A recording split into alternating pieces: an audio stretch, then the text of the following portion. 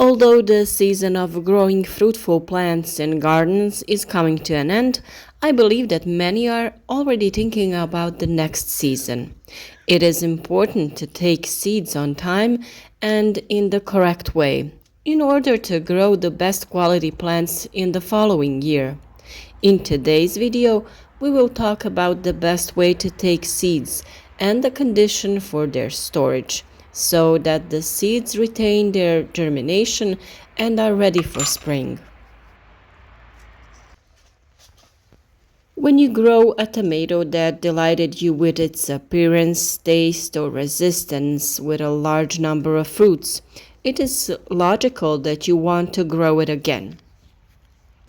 In order for the procedure to be successful, it is very important that the collection and storage of seeds is done in the right way.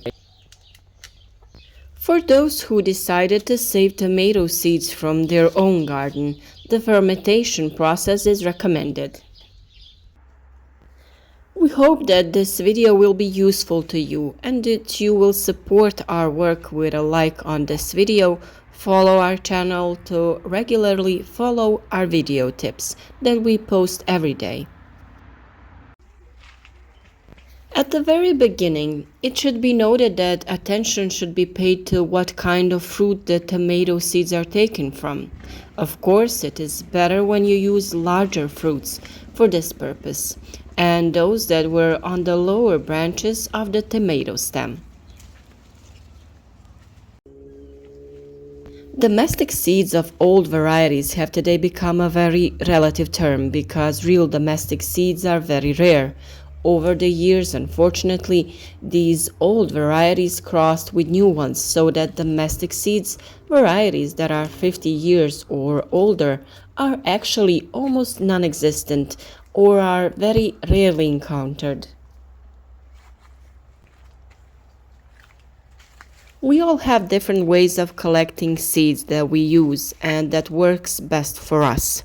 That's why today we are bringing you our most favorite way to collect the seeds from our tomatoes. I really believe that these tips will be best used by those who are just starting to grow plants, who have never done it before, or someone will see a new way and decide to try it out. There is a couple of ways of doing this. The first is simply drying on a cloth the seeds that you just removed from the fruit. The second is extracting the seeds from the fruit, rinsing them under running water, and then drying them on the cloth. And the third way is through fermentation, which I believe is the best. Although it does take longer, this way prevents the spread of possible diseases through the seeds for the next season. Now we have the first question. From which fruit to save the seeds? There are often different opinions in this case. It is suggested to save the seeds of the fruits that have ripened the earliest, that are healthy to the eye, and that represent a certain variety to the greatest extent. While, on the other hand, it is suggested that seeds should be kept from the largest fruits and to push positive selection. It would be best if seed storage should be treated in accordance with the development of the situation in the garden during the season. Big changes in the weather, such as heavy rains, wind, hail, pests, sometimes don't allow strict rules in the garden. In any case, the seeds for preservation should be from fruits that look healthy. This doesn't mean mechanical damage caused by fruit cracking due to drought or too much water, insect bites, or damage caused by ice. It refers to various fungal, viral, or bacterial infections that can also appear on fruits.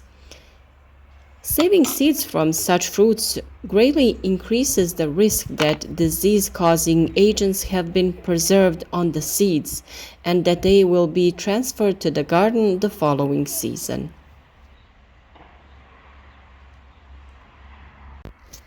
After the fruit reaches its optimal size and ripens, it is time to harvest those fruits from which we want to save the seeds. When you notice that the plant is exactly as it should be, if it is optimal size, that it is ripe, it is time to harvest it. Don't wait for it to stand longer because it could start to rot. Then the seeds will not be of good quality. Different varieties of tomatoes have different looks, different ripening times, and it is important that the fruits you use for seeds are the same as the specific variety looks. Of course, also make sure that you label the different tomato varieties so your seeds don't get mixed up. And when we talk about taking seeds, for those who still decided to save tomato seeds from their own garden, the fermentation process is recommended. Fermentation is a process that serves to free the seed from the pulp that surrounds it. Each variety of tomato should be fermented by itself without mixing with the seeds of other varieties. The process begins with a thorough washing of the tomatoes in order to remove impurities from the outside of the fruit. This reduces the chances of soil-borne bacteria infecting the seed. If the fruit has become very soft, care should be taken during the washing so that they don't burst. Then the tomato is cut in half or in quarters. The seeds and the pulp of several tomatoes are squeezed into a container by hand or by a spoon with enough juice. This juice will speed up the fermentation process. All this should be put in a jar, and there should be enough juice in the jar to separate the pulp from the seeds. If there is not enough juice, you should not add water because that would just actually slow down the fermentation process. The jar can be open and then prepare yourself for an invasion of little flies, or you can also close it. In this case, the jar must be opened at least once a day to release the gases. This process can last from 3 to 7 days. At the end of fermentation, simply pour the content into a strainer and place under running water. Discard the pulp and mushy water that way. The clean seeds are then placed on a dry cloth or a handkerchief and left to dry. The seeds need to be dried somewhere in the shade for at least 3 to 7 days. It is very important that the seeds are completely dry before storage. You can test it by pressing it. If it cracks, then it is dry enough. If it is pliable, extend the drying time. And after drying and determining that the seeds are completely dry, it is time to pack them. It is best to store seeds in paper bags.